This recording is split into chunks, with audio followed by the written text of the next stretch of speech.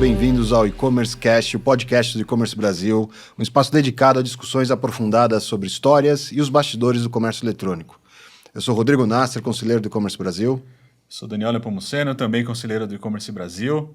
Nosso convidado de hoje é mestre em gestão de tecnologia, formado pelo MIT, em Massachusetts, graduado em engenharia de produção pela Universidade Federal de São Carlos, é pós-graduado em logística empresarial pela Escola Politécnica da Universidade de São Paulo e em gestão de projetos pela FIA-USP.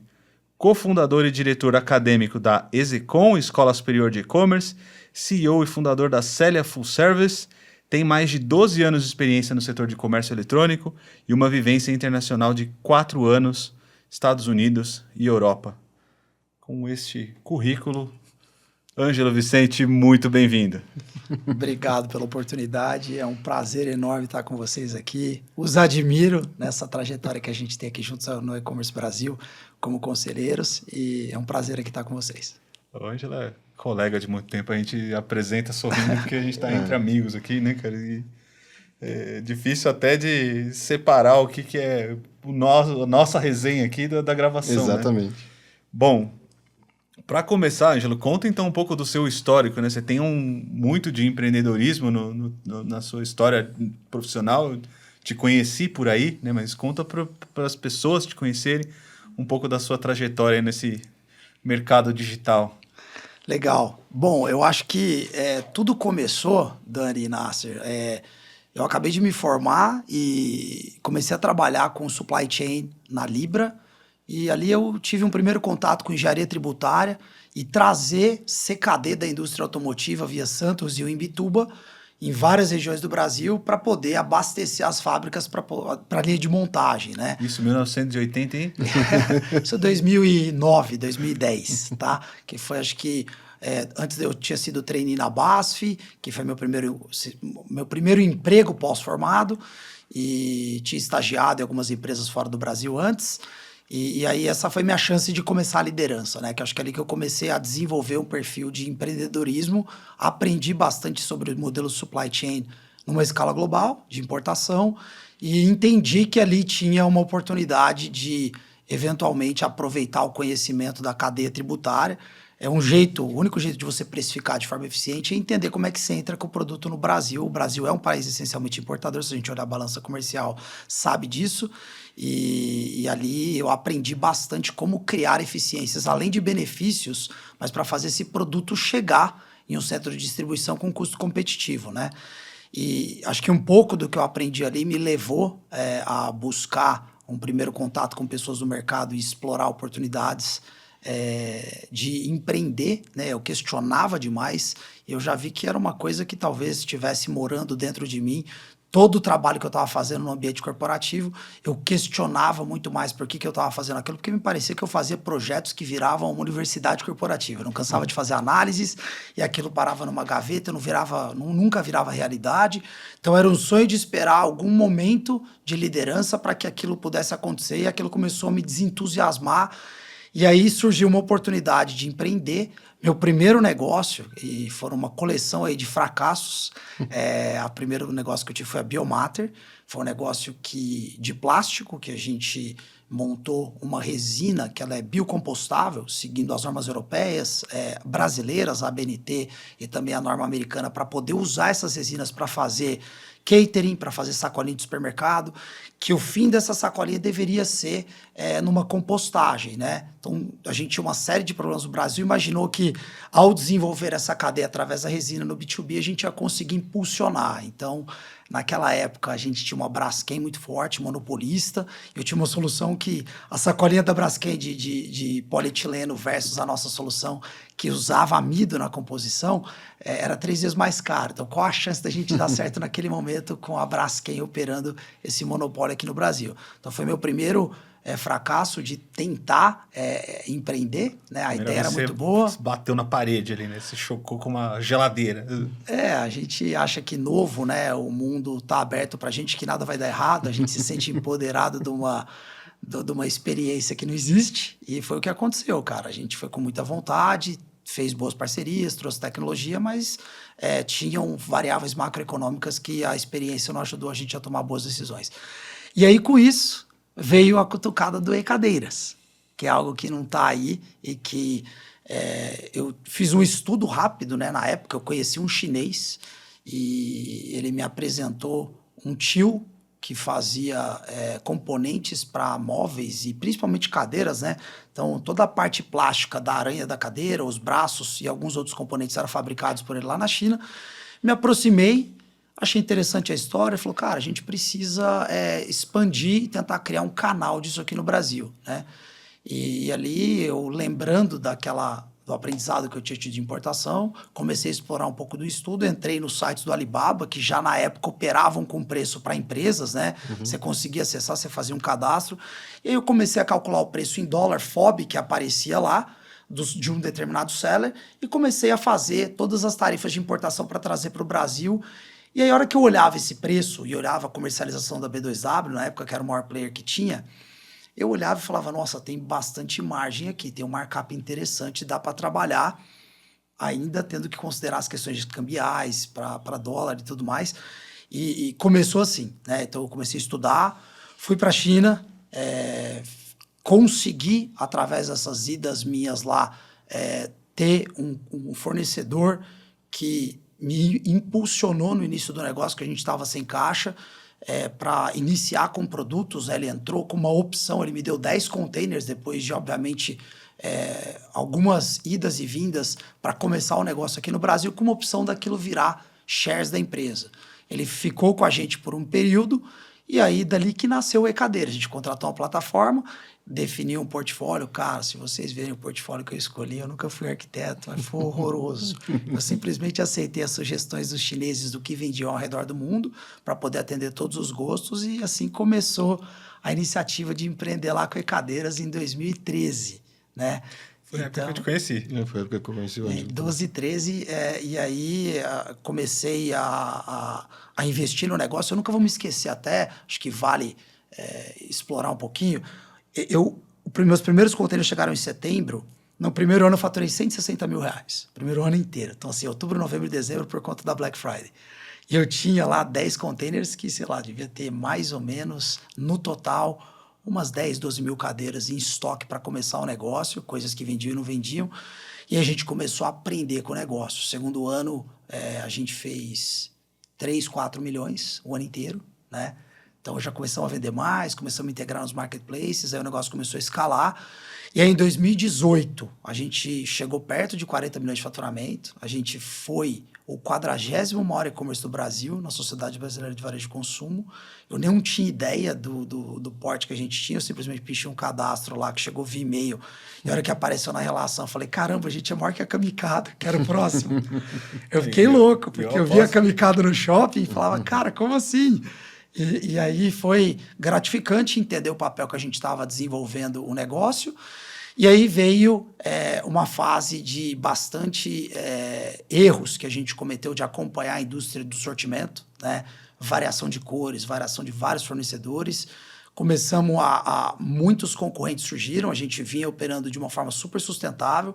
A gente começou a trabalhar com partes e peças para poder tentar baratear a quantidade que eu trazia dentro de um container e conseguir diluir o custo total para poder ter uma margem maior na ponta. E aí a gente começou a tornar a nossa operação mais complexa, porque quando eu trazia pronto e vendia pronto, era mais fácil de você gerenciar esse processo de embalagem, de packing, que envolve a operação logística. A gente começou a ter uma pancada de dificuldade e aí a gente passou por uma onda de crise operacional, começou a ter um faturamento um pouco mais estável e veio a pandemia. E aí, com a pandemia, o negócio morreu, porque como era um ticket que eu trabalhava, a grande maioria, muito volume com ticket baixo, o fator do frete a $2.000 em média, num container de 40 pés, passando para 15 mil por conta do supply chain com shortage no mundo inteiro, inviabilizou. O container foi para $11 mil. Exatamente. Foi para 15 no primeiro momento. Né? A gente até operava uns containers mais baratos, mas enfim, não deu certo. E aí o negócio afundou, tentamos pivotar rápido para um dropshipping aqui com indústrias locais, porque o produto aqui era muito mais competitivo do que o nosso. A gente não tinha condição de integrar em todas as fábricas, porque eram RPs diferentes. Pegava o Ubá em Minas Gerais, Arapongas do Paraná, Bento, com fornecedores diferentes. Imagina você ter que integrar em cada indústria para você ler o estoque e conseguir oferecer uma experiência digital e fazer isso em nome deles. Não era escalável. E aí o negócio simplesmente deu um presta atenção aí na gente como empreendedor. E junto com isso veio a oportunidade de montar a Célia, usando esse conhecimento que a gente aprendeu como varejista do E-Cadeiras, falando, peraí, a gente fez bastante coisa que envolve a questão de cliente, plataforma, e acho que tem um caminho aqui para a gente construir e ajudar outras empresas a desenvolver através de serviços. Foi assim que a Célia começou, né? E aí a gente já está hoje, vamos fazer 8 anos de aniversário, agora Caramba, em 8 janeiro anos já. do ano que vem. Cara, eu costumo dizer que a gente foi muito resiliente, né? Porque é um mercado que nós entramos depois de algumas empresas que foram pioneiras e a gente vem hoje tentando se desenvolver de uma forma diferente, com bastante eficiência. Eu acho que a Célia tem um modelo único e ela está num momento de mercado bastante importante aí em termos de crescimento, em termos de entrega de resultado, baseado nessa cadeia de valor que a gente encontrou aí em relação aos nossos concorrentes. E Ângelo, você na tua história, você foi contando vários pontos importantes ali de acertos e erros, talvez você deu até mais destaque para alguns erros, né? Mas o que como empreendedor, tá sentando do lado de quem estava ali com a barriga no balcão fazendo acontecer, quais foram os momentos de aprendizado e marcantes para você nessa história toda que você desenhou? Porque você comentou muito de conhecimento e estudo que você teve que fazer, depois de operação e depois de entender a operação. Se você pudesse quebrar em alguns momentos de mais importantes nessa trajetória, quais seriam eles? Eu acho que em termos de aprendizado, Nasser, acho que todos nós temos aquele momento de risco que você coloca o capital na frente, acreditando no potencial de uma estratégia, de um produto, de um serviço, seja ele para alocar em time, em estrutura de CAPEX, como um escritório, ou até para alocar em estrutura de prontidão para atender determinados clientes em cima de uma ideia que você tem. A gente fez isso muito. Né? Então, a gente colocou o capital na frente de muito potencial e à medida que o exercício acontecia, aquele potencial, a gente nunca capturava o valor estimado. E aí, eu acho que aquilo foi uma decepção, né? E a gente continuou errando, mas a gente sempre foi errando menos. Até, acho que crescendo a companhia e sendo cobrado não só pelos seus sócios, mas os próprios investidores, as pessoas que na época conversavam com a gente nos momentos de crescimento da companhia, questionando um pouco da forma como a gente estava crescendo, aquilo de certa forma ia perguntando, a gente pretende escalar ou entregar resultados? Será que é possível fazer os dois ao mesmo tempo? Porque, querendo ou não, um demanda muito investimento, o outro demanda crescer de uma forma mais orgânica. A gente não fazia nada tão inovador assim para estar no dia de hoje que você tem uma tecnologia que te ajuda a desenvolver empresas com baixíssimo custo de capital e ter um retorno extraordinário. Não era o nosso caso. Então, acho que esse foi o grande aprendizado que a gente teve. Aprender a trazer a receita primeiro, a validar o product market fit do que a gente estava, ou como produto ou como serviço, para conseguir capturar valor e diminuir o risco da prestação de contas, não só para o time, para ter uma estabilidade na companhia, mas para os sócios. Mas você fala isso antes de entrar na próxima etapa de aquisição de cliente? Ou você fala isso porque você acha que você deu check nessa etapa e foi para aquisição de cliente sem ter realmente feito o trabalho completo? Imagina que se você, na época que você começa a faturar, crescer e gerar valor, eu acho que como varejista você é impulsionado a variar o sortimento, a variar a geolocalização para poder atender mais rápido, porque o e-commerce estava indo nessa direção, demandando de você abrir CDs. Então você já tinha validado alguma coisa, mas não significava que abrir novas praças você tinha conhecimento. Então foi aí que a gente começou a errar e bater de frente com especialistas que tinham mais caixa, condições até de competir com a gente de forma muito mais relevante. E aí foram erros que a gente cometeu, que nós ficamos estocados, com custos de produto alto, tivemos que seguir a diretriz de queimar também, porque era melhor ter o caixa do que manter o produto em estoque por conta do custo logístico. E aí a gente começou a ter esse tipo de problemas aí na nossa estratégia. Cara, muito interessante. Isso você contando a história do E-Cadeiras, né? Como que as coisas aconteceram lá. Eu nunca tinha perguntado isso, né? E agora você conta aqui. muitos negócios de fato, não sobreviveram à pandemia, né? De inviabilizar uma série de setores mesmo, uma pena, mas para cada nova carta de amor escrita, uma outra é queimada e a Célia está aí, firme e forte, cheia de aprendizados e tal. E Ângela, assim, você tem você sempre foi um cara muito estudioso, assim. Eu lembro da época de cadeiras, eu fui te visitar lá uma vez e você me abriu uma análise fatorial, assim, com dispersão. Eu falei, cara, esse cara tem um quezinho aqui na sala de aula muito forte, né? E dá um pouco da sua visão das fases que o comércio eletrônico viveu no Brasil, assim. Se você tivesse que dividir o setor em fases, assim, sua jornada digital, que fases seriam? Quando ele começou lá na época do Nasser, com aquele, eu acho que assim, a gente teve, da mesma forma que a gente olha funil, teve uma ascensão que eu chamo da ascensão pré-rocket, né? Teve o advento da internet ali em 2000, 2006, lá fora, a Amazon nascendo e o Brasil respirando um pouco de movimento retardatário, e aí todo mundo começou a olhar e falar, peraí, eu não tenho só um canal de comunicação, né? Aquele fluxo que a gente tinha uma forma de se relacionar com o cliente, que passou a ser multi, que passou depois a ser omni, para chegar numa fase mais unificada, que a gente ainda está nessa transição do omni para o unificado em alguns lugares do mundo, e aqui ainda está numa transição para o omni mais estabilizada, ou quer dizer, pré-estabilizada, eu diria, né? E aí eu diria para você o seguinte, a ascensão do e-commerce, ela veio ali por volta desse ano, até de 2006 a 2010, e aí teve uma entrada massiva de capital e uma fase de consolidação, que é uma segunda etapa para responder. Então teve uma primeira de entendimento e absorção do que estava acontecendo no mundo para capturar valor. Aí teve uma fase de aquisições, que foi o crescimento e ascensão do comércio eletrônico, que acho que eu cito a Rocket porque eles praticamente estavam comprando todos os ativos. A gente lembra de Opa, Mobile, alguns existem, a maioria não existe. Explica pro pessoal que está assistindo o que é a Rocket. A Rocket era uma empresa alemã, né, que abriu capital lá fora e começou a fazer vários investimentos aqui no Brasil, principalmente no setor de tecnologia, que naquela época o e-commerce era um grande vetor de tecnologia. Então começou a ter um monte de investimento em vários setores. Então acho que foi a segunda fase do e-commerce. Vem a terceira fase, que todo mundo começou a ser cobrado por eficiência e resultado, né? Que eu acho que é uma fase recente que a gente vem vivendo, né? Mas ela teve um momento, eu acho que de racionalização. Pré-pandemia. A pandemia ela acelerou o movimento digital, a gente começou a estar dentro de casa e olhar mais para essa necessidade da conveniência.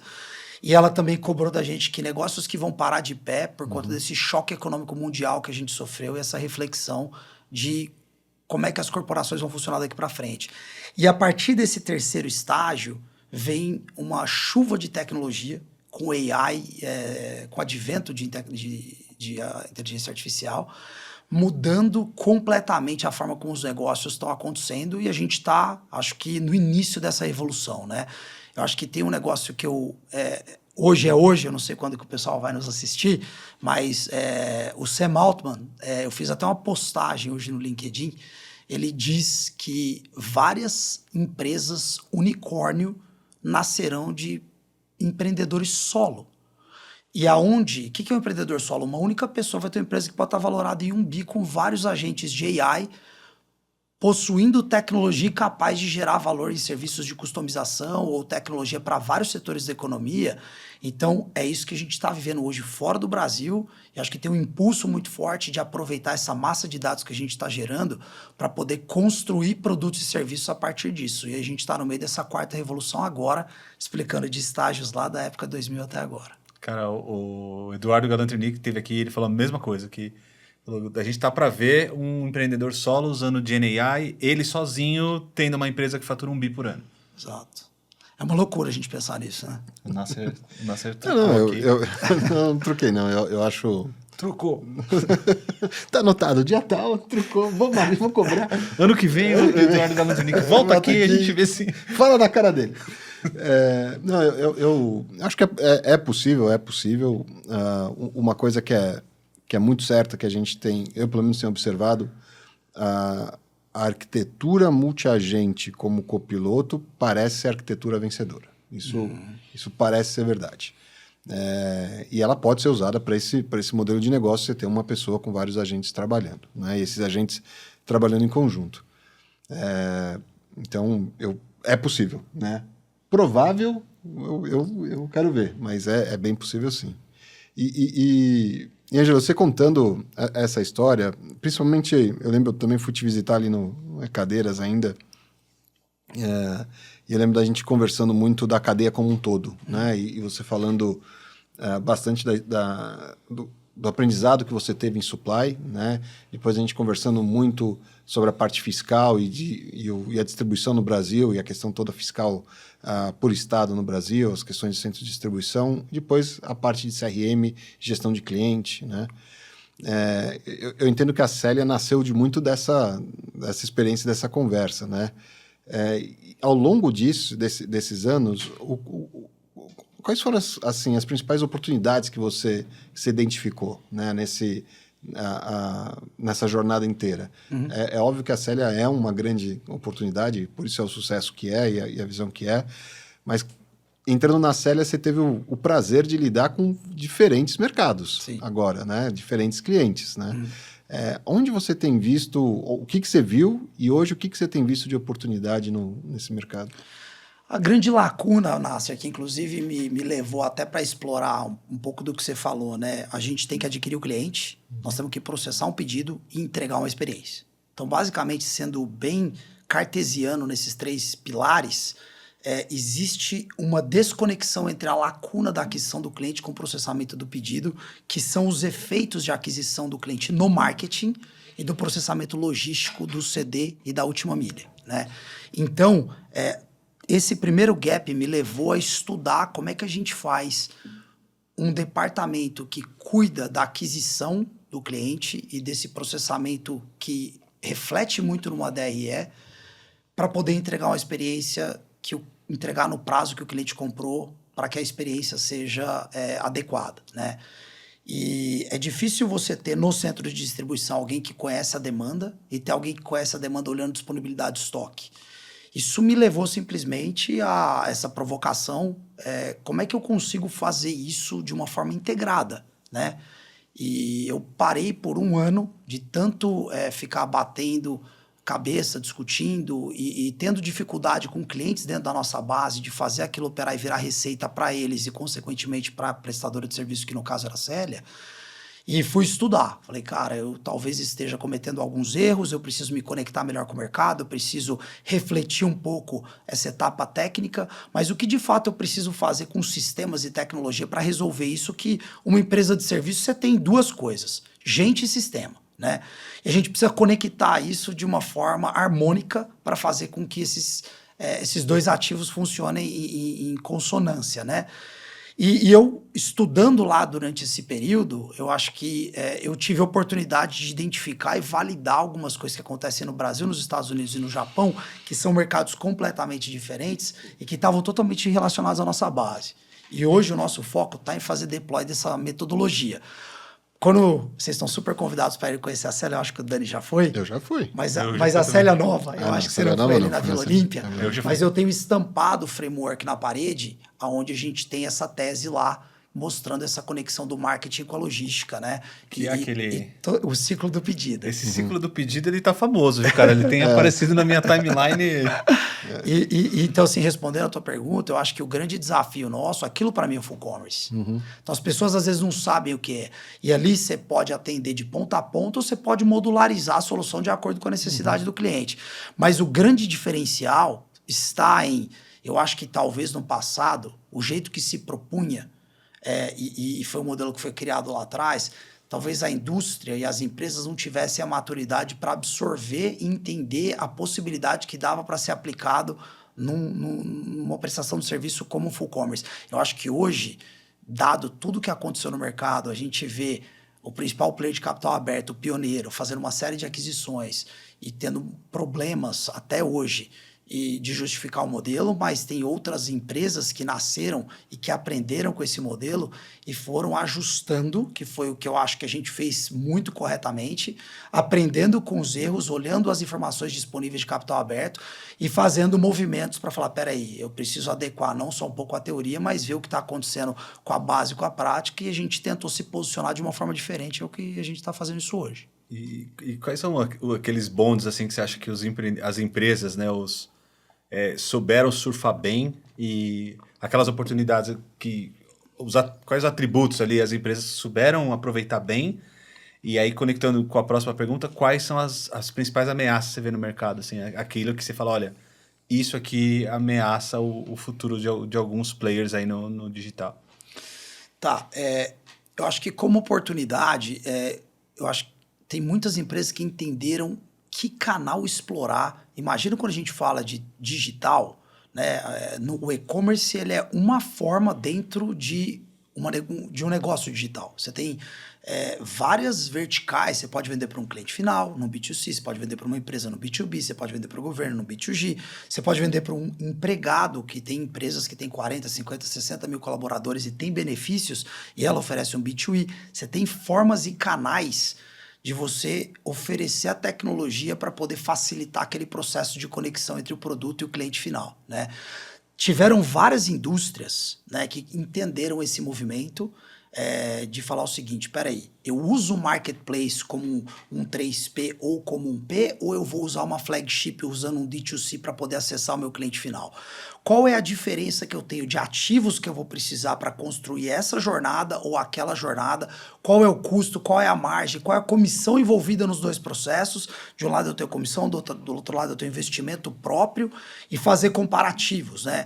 E marcas entenderam que modelo híbrido, geralmente, ele é bom, porque ele pega o melhor dos dois. Tem marcas que souberam acertar e fizeram esse movimento correto de acertar a jornada do que dava para fazer com o marketplace e fazer algumas coisas internalizadas. Tiveram outras marcas que simplesmente conseguiram também escalar usando uma estrutura 100% terceiro, que é a minoria, né? Sempre ter esse modelo híbrido, eu acho que foram os grandes acertos. Eu tenho N exemplos na minha base que a gente opera uma parte dos canais e que a gente vê rentabilidade. E aí eu pulo para a oportunidade que está todo mundo sendo questionado.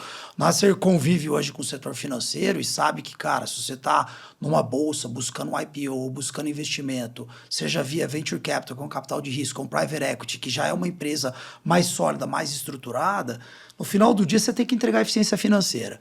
De que adianta você ter um negócio que escala, cresce, aonde você pode ter todos os indicadores que explicam a sua aquisição de cliente, a sua recorrência, a sua taxa de crescimento, ARR, MRR, entre outros fatores que explicam a saudabilidade do seu negócio, mas no final do dia ele gera caixa. Ele tem um EBITDA positivo que vai gerar uma longevidade, e o mercado na onde você atua, ele tem uma estratégia de crescimento, aquilo ali vai crescer de fato, aquele share é uma coisa que é uma tendência. A gente falar, por exemplo, de penetração no digital. Eu tenho certeza que nós não temos dúvida que vai crescer cada vez mais, esse negócio não para. A gente não para de usar celular, a gente não para de usar o WhatsApp. O Brasil é um dos países que mais usa, é o segundo maior país em tempo desprendido na internet. Consequentemente, nós temos aí, somos a quinta maior economia digital, pensando na quantidade de habitantes que acessam a internet, que 85% dos 215 milhões de brasileiros têm acesso à internet. E você vê, hoje, eu estava olhando, a Starlink está oferecendo acesso à internet dentro do avião da Emirates. Então, eu estou colocando um exemplo totalmente fora da nossa realidade, porque isso já acontece em solo com zonas rurais aqui no Brasil. Quanto que essas pessoas que estão tendo acesso vão começar a comprar cada vez mais, porque elas estão sendo incluídas como populações economicamente ativas dentro do ambiente digital. Ou seja, não vai parar de crescer. Então a gente está presente num setor que nós não temos dúvida que vai ter um olhar, por mais que a gente está num momento de escassez de capital, é um momento, as empresas de tecnologia que a gente está vendo na bolsa, acho que você tem muito mais propriedade para falar de TOTS, Local Web, que são empresas totalmente focadas em SaaS, a gente enxerga um potencial de crescimento enorme, não só no software, mas também nos ativos integrados, porque você não consegue só com software entregar uma experiência que é um produto, você precisa ter um centro de distribuição. Então essa forma combinada, ela transcende o marketplace, na minha visão. Então a gente vai ter um espaço aí importante para crescer nos próximos anos. Cara, você sabe que eu voltei de um congresso de marketplace recentemente, e o que os caras têm mostrado, assim, a gente fala de IA todo episódio, né? Mas o que os caras têm mostrado que a IA vai fazer, assim, para mim não resta muita dúvida que acertar forecast, o que vender, por quanto vender, que quantidade você precisa comprar, vai ser cada vez mais simples de fazer com software e com tecnologia. O gargalo vai ser logística, cara. Sim. E aí, voltando da viagem, eu vi a notícia que o Mercado Livre está dobrando a sua capacidade logística até o final do ano que vem. Sim. Coincidência ou não, eu tenho umas açõezinhas lá, é a minha melhor ação. Sim. Cara, e assim, e aí o que você vê que todo esse cenário ameaça as empresas, assim, o pequeno, o médio ou mesmo a grande empresa ali que é omnichannel e tal, ela tá ameaçada como? Tá.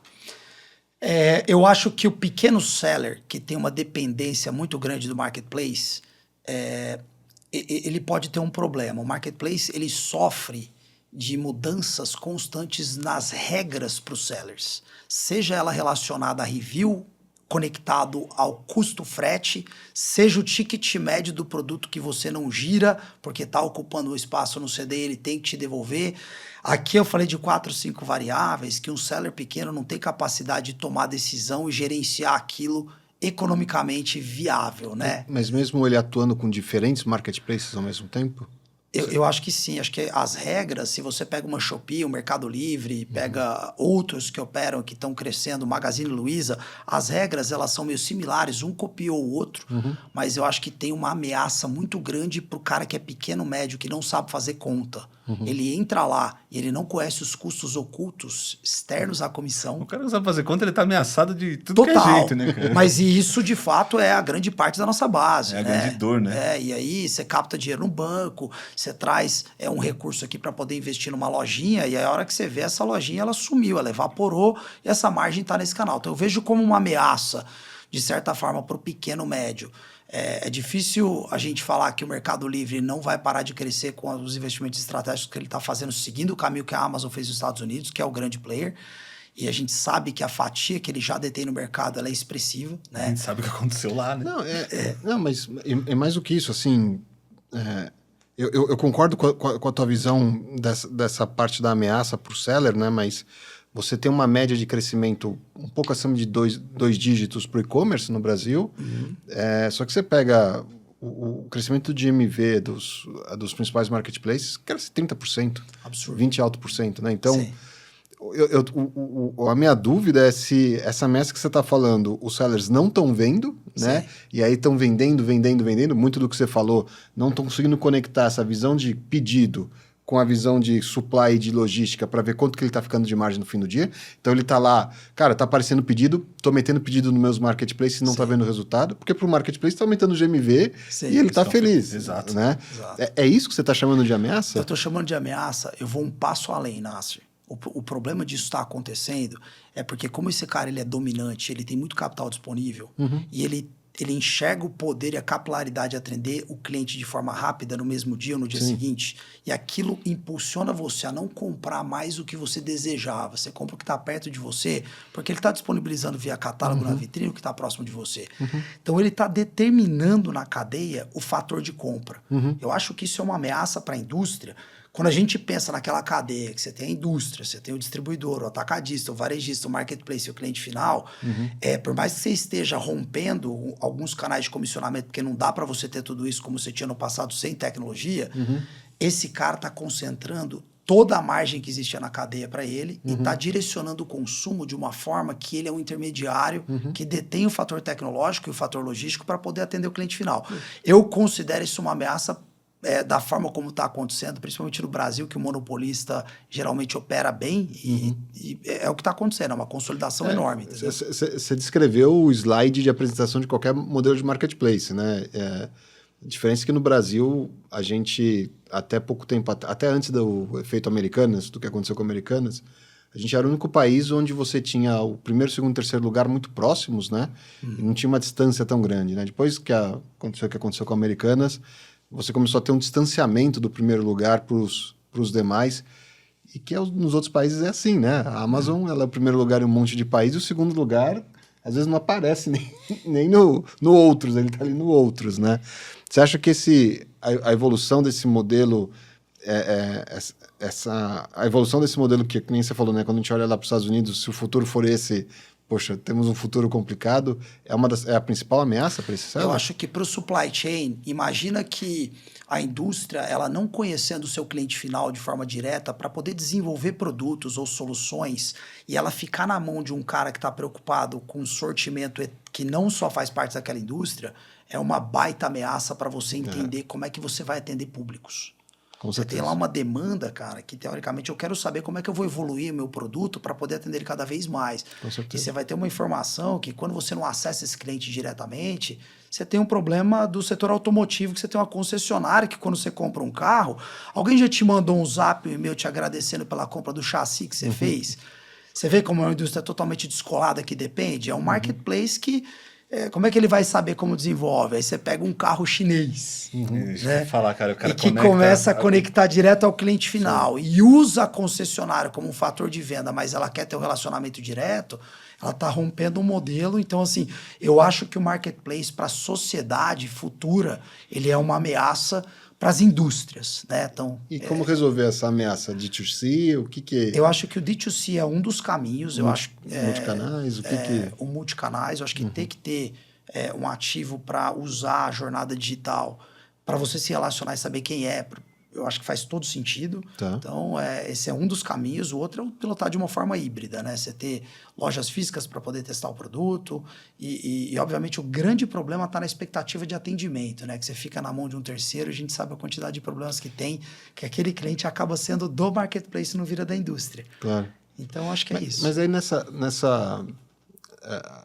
em como lidar com essa ameaça, né? E você que tem acesso a dezenas de clientes, quase centenas de clientes em empresas que estão lutando isso, né? O que você vê que impede essas empresas de agirem dessa maneira? O que você...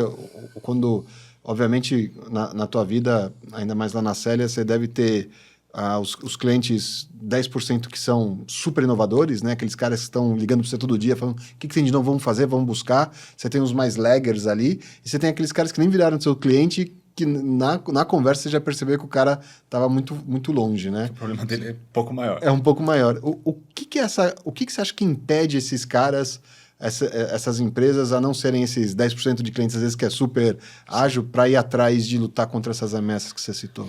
Você pega, por exemplo, se a gente olhar a penetração de mercado, a gente sabe que entre 70% e 80%, dependendo da fonte que a gente analisa, essa concentração de aquisição de cliente está nos marketplaces. 70% Querendo ou não, Nielsen, o tráfego lá é muito grande. Então, se você precisa originar demanda, todo mundo é um fator sedutor na hora de você iniciar um negócio e falar, peraí, eu preciso de ter demanda lá, a demanda está lá. Você está falando do consumidor, o cliente, Exato. a empresa com o consumidor. Exato. E aí, se eu preciso criar isso no D2C e impulsionar ele a fugir dessa ameaça para criar um site próprio, o nível de investimento que ele vai precisar para criar uma audiência, se ele não tem uma base ainda, pensando num cara que está iniciando, ela é Tá. Se você já tem uma indústria, que você tem um público, que você conhece o cliente final, seja por uma razão de assistência técnica, que você tem uma base, que você já se relaciona através de uma área comercial, e você importa essa base e começa a trabalhar, já começa a ficar diferente. Você já começa a extrair muito valor disso. Não, né? eu entendo que essas são as respostas a isso, mas o que eu queria provocar você é, nas conversas que você tem com as empresas, o que leva a empresa a não fazer isso? Então, o custo dela ter que disso? fazer, porque senta um cara lá, Nássero, que primeiro que a gente conversa com o gerente de e-commerce, daqui a um ano a gente não sabe se ele que vai estar lá. E aí a primeira pergunta que eu faço para o cara hoje, que às vezes drive a gente, é: você vai ser cobrado por P&L ou você precisa entregar market share? Ou outra hora eu estou falando de eficiência financeira, outra hora eu tenho que falar de crescimento. Sim. Porque se isso não tiver alinhado num primeiro momento, a gente, amanhã ou depois, esse fator de investir para criar uma audiência e você conhecer os percentuais da cadeia, imagina que você vai ter que criar uma base, investir numa plataforma, você vai ter um custo logístico envolvido variável, você tem um custo de transação e de capital para poder antecipar se for necessário para você. A hora que você coloca todos esses percentuais, mais um percentual da gestão para pilotar todas essas estratégias, esses custos variáveis que tem ao longo do processo, vira um driver, vira um blocker para o cara. Sim. Ele fala, cara, peraí, meu papel para eu fazer isso é complexo. Então, assim, eu prefiro centralizar e contratar uma solução única e, eventualmente, o marketplace acaba sendo esse canal que diminui o risco dele, mas que no final sai muito mais caro. Com certeza. É essa provocação que eu faço e sai mais caro. A gente mostra. Mas a decisão do lado de lá tá lá, pá, eu não vou conseguir mover montanhas internas aqui para convencer os meus pares, porque desse jeito aqui, para falar de supply chain, eu vou ter que falar com o setor de procurement e compras corporativas, que vai ter que aprovar 3 cotações. Você começa a entrar numa via de um processo que fala, cara, eu prefiro falar com um cara só e aqui a gente vai testar e ver se dá certo. Depois a gente pensa nessa estratégia. Cara, Respondi a sua pergunta? Não, respondeu sim. Cara, e você vê isso claramente, né? Você pega o resultado do primeiro semestre desse ano, os bricks and clicks, né? As operações omnichannel, a maioria caindo, exceto saúde e um ou outro setor teve crescimento em relação ao ano passado, e todo mundo crescendo dentro de marketplace. Assim, o mercado terceirizou a digitalização. Sim. E você vê a indústria abrindo operação de fulfillment com o marketplace. Sim. O cara aprendendo a operar, aprendendo a vender, sabe o que vende para quem vende. Aí você pensa assim, no meu segmento de grocery acontece isso, né? Tu pensa aquele supermercado que vende dentro do marketplace, agora a indústria abriu um CDzinho ali do lado dele, e o marketplace vai vender de quem? Do supermercado ou direto da indústria, né? Mas E daqui a pouco, né, lá fora a gente viu exemplos de indústrias, de marketplace criando suas marcas próprias. Sim. E atacando alguns itens, né? Sim. Só para apimentar um pouco aí seu caldo. Não, mas é super interessante essa discussão. Quantos marketplaces a gente tem no Brasil hoje? Essa estatística eu não tenho ela atualizada, mas vamos falar que a gente tem uns 40...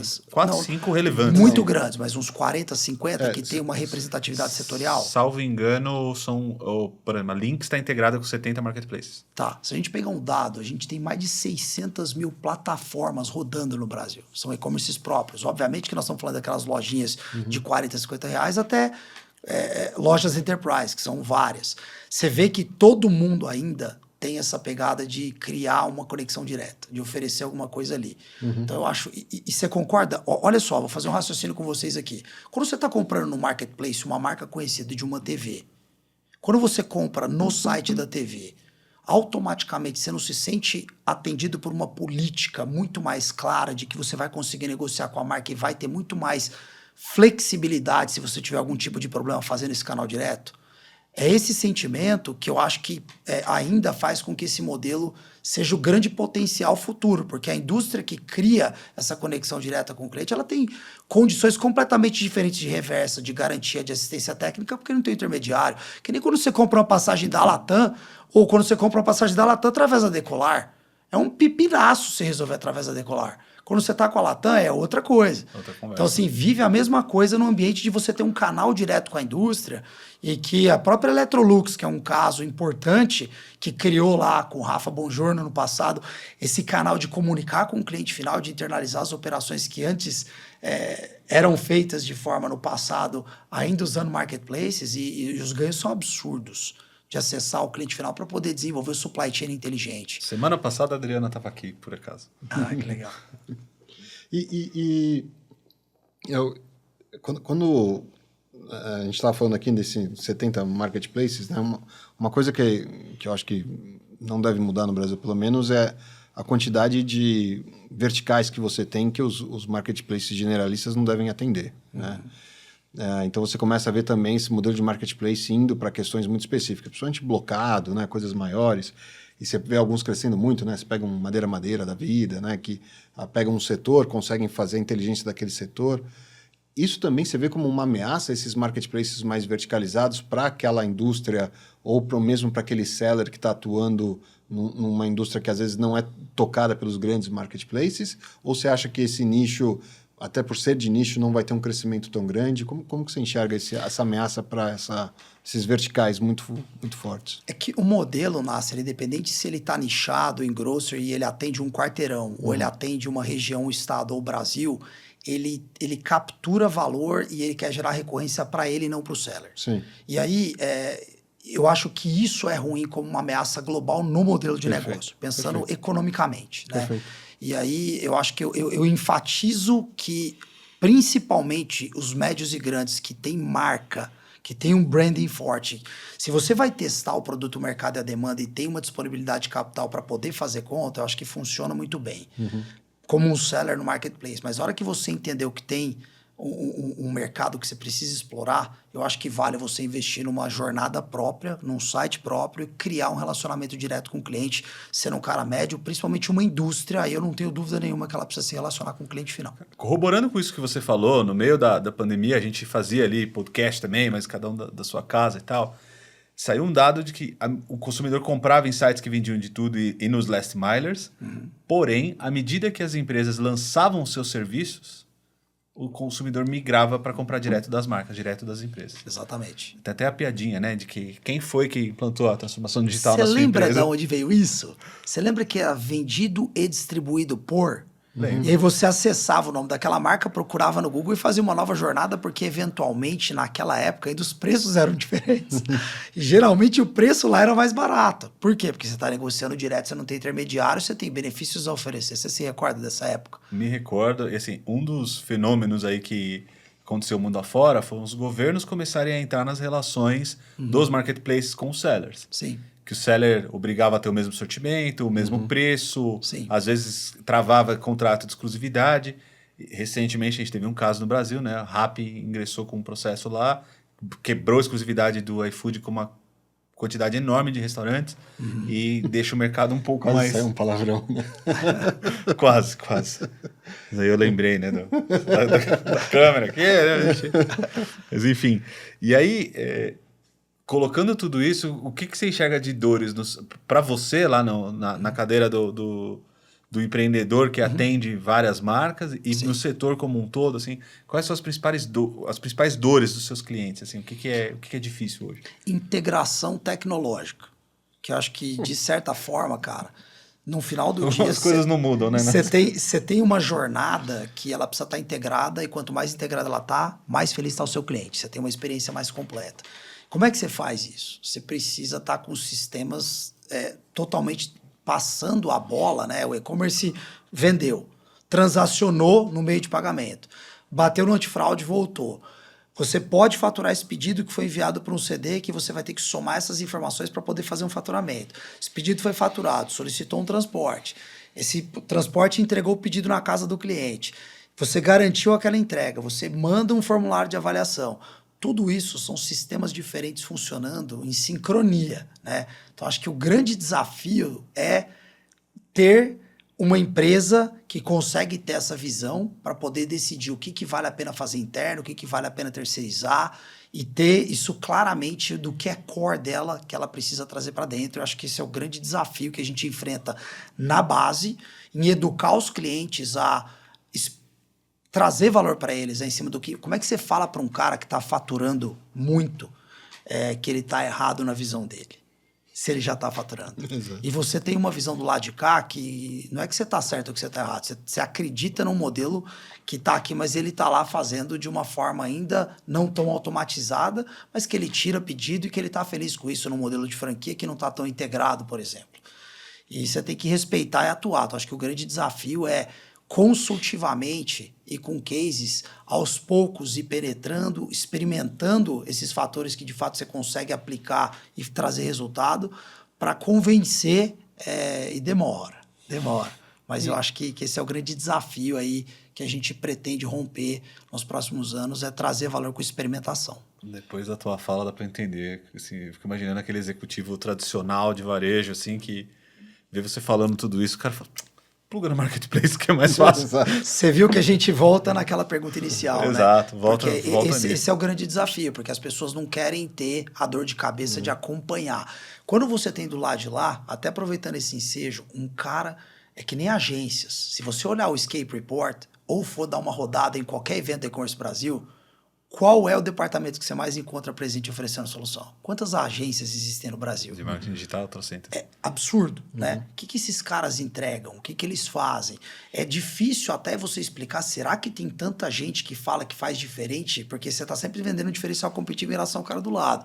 Poxa, se todo mundo fizer isso diferente aqui, O que de fato a gente tem aqui que consegue ser tão diferente porque a gente conhece os produtos.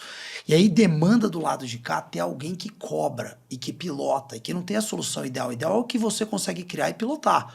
Se você tem maturidade digital lá no Tenda hoje, consegue entender, você pilota uma plataforma que talvez não seja a mais conhecida de mercado e você fez o negócio funcionar, e você talvez tenha contrariado a maioria das inércias corporativas que vêm de nomes e marcas que você contrariou o mercado, por quê? Porque você teve disposto a lidar com aquele desafio, você conhece aquilo de outros negócios e aquilo te gerou um know-how que você fala, eu vou conseguir fazer operar mediante os desafios que me foram apresentados aqui. Eu tenho a carta para escolher a tecnologia, isso chama maturidade digital e o cargo que você ocupa.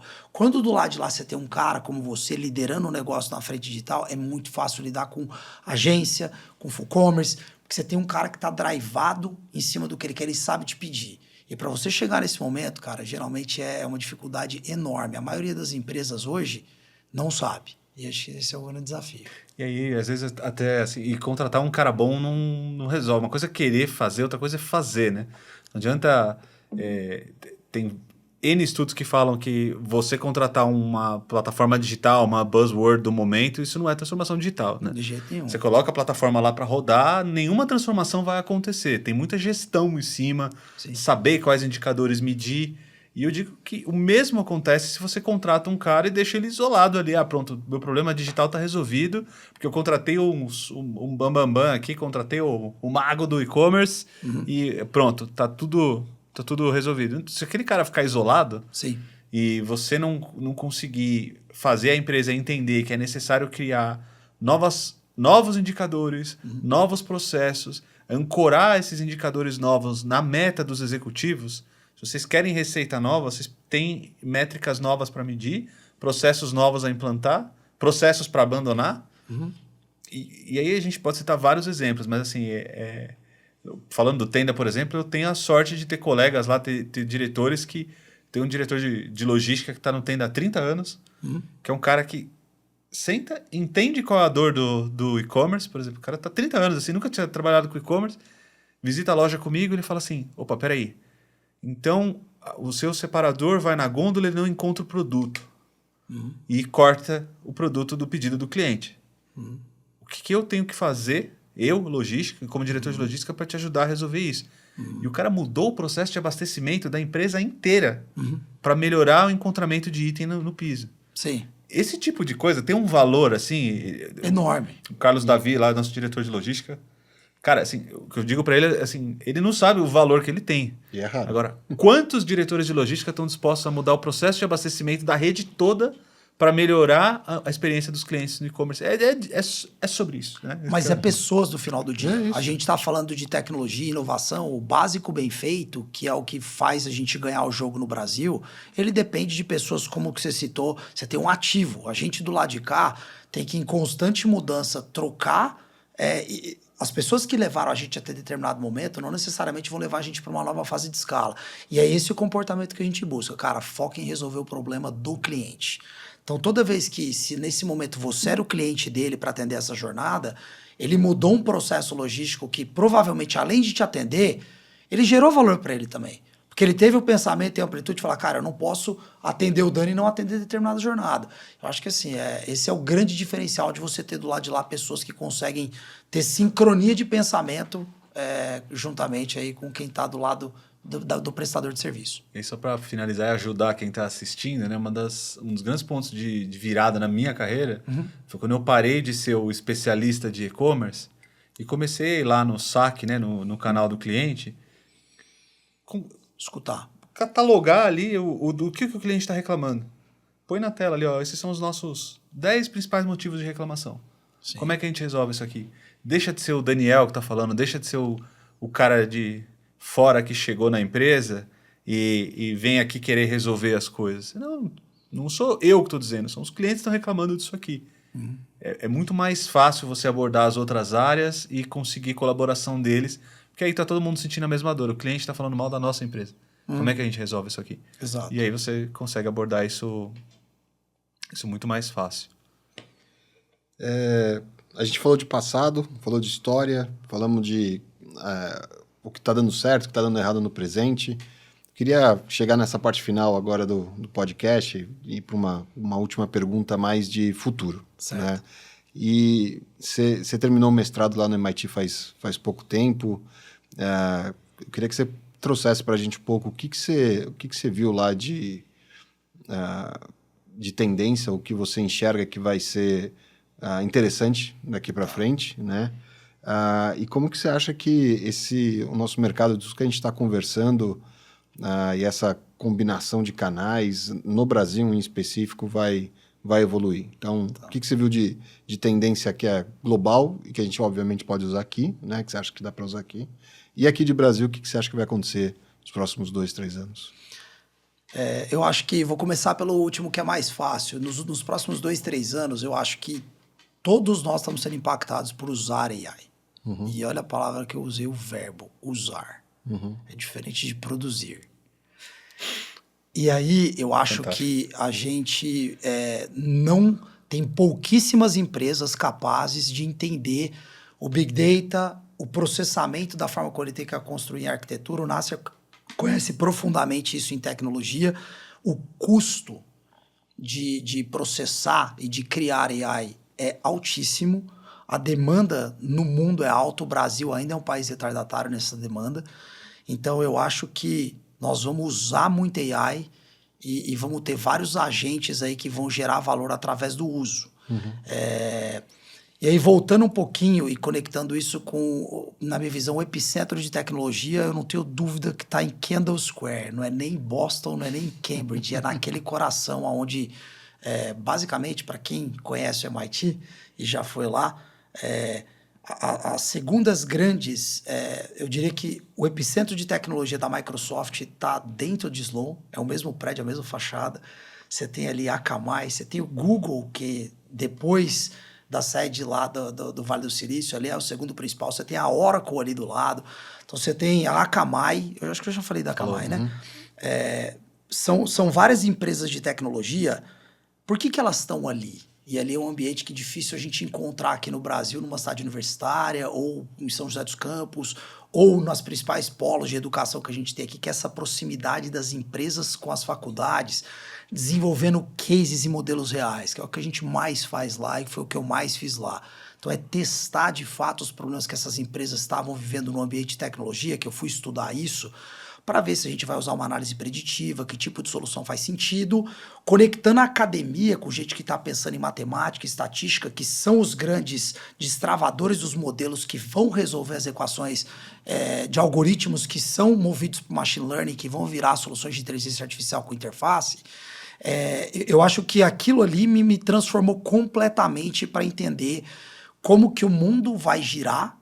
E eu acho que eu vou fazer uma visão ultra futurística, mas o que eu acho que vai acontecer em menos de 5 anos, a gente viu uma coisa há 2 semanas atrás, então vocês já vão entender mais ou menos quando esse podcast foi gravado. Cara, não é normal em uma semana você ter um robotáxi, um humanoide e um foguete voltando para a pinça, tudo feito pela mesma empresa. Uhum. A gente não estava fazendo deploy de uma aplicação para testar um gosto de um cliente ou um teste AB. São impactos que mostram o quanto a inteligência artificial avançou e já está entregando valor numa velocidade absurda. Eu estava nos Estados Unidos semana passada, as entregas de grocery no quarteirão em Miami por robôs é uma coisa absurda o que está acontecendo. Tinha de robô andando ali na brica, eu falei, cara, o que está acontecendo? Brecando. E a gente vê que tudo isso no futuro vai ter private networks que vão conectar todas as integrações que a gente mencionou aqui, desde o momento que você adquire o cliente até processar um pedido e integrar esse pedido para o cliente final. Eu acho que todas essas soluções que você precisa para poder entregar a experiência vão estar na mão de empresas que, de certa forma, eu não sei qual vai ser o papel do governo em regular essa arquitetura, né, que já acontece numa transação via Bitcoin, por exemplo, ou outras criptomoedas, que já é um blockchain financeiro. Eu acho que isso vai expandir para uma cadeia de você ter essa transação caminhando numa macro private network. Você vai integrar ali, praticamente todos os nós vão ser preenchidos do momento que você criou um pedido até receber na tua casa, e você vai ter essa interação direta com um conjunto de tecnologias que vão te entregar uma experiência barata e que vai ser dominante, né? Então, eu acredito que em menos de 5 anos a gente já vai ter a existência de bancos conectados a esse tipo de soluções logísticas e soluções de aquisição ao cliente como o Google e que vão mudar completamente o jeito como a gente consome produtos e serviços aqui no Brasil. E se você pudesse citar 3 grandes tendências, assim, de 3 tecnologias que você viu lá fora, quais seriam? IA? Eu acho que dentro de IA, voltada para o nosso setor, a coisa que mais tem aplicação é detectar comportamentos para predição. Então, vou dar um exemplo. A gente está aqui, você tem câmera em praticamente todos os dispositivos. A câmera ela captura um momento seu que quanto mais a gente está interagindo com a tela do computador, você está sabendo se você está triste, se está feliz, você consegue fazer uma relação e transferir aquilo para o modelo matemático para poder provocar uma venda de produto ou serviço. Então, traduzindo isso que eu estou falando, usar dados para incentivar o consumo de forma inteligente com customização, sabendo o que você está pensando naquele momento. Se você está dirigindo a tua casa para o trabalho e você tem como capturar os dados, o Waze, o tempo que você fica parado, onde você passa, você pode construir uma série de cadeias de serviço para poder absorver esse cliente. Então, assim, de forma resumida, essa massa de dados está fazendo a gente conhecer cada vez mais padrões de consumo e acelerar a venda de produtos e serviços. Eu acho que isso já está acontecendo no Brasil de forma acelerada e isso vai intensificar nos próximos anos. Fantástico, cara. A vontade é de ficar aqui a tarde toda, mas infelizmente tem um reloginho correndo aí atrás de você que não me deixa seguir. Pessoal, esse foi o E-Commerce Cast, o podcast do E-Commerce Brasil, disponível em todas as plataformas. Hoje a gente esteve aqui com um amigo e professor Ângelo Vicente. Obrigado, fiquem ligados e até a próxima. Valeu, gente. Muito obrigado aí pelo convite, pela oportunidade de estar com vocês aqui.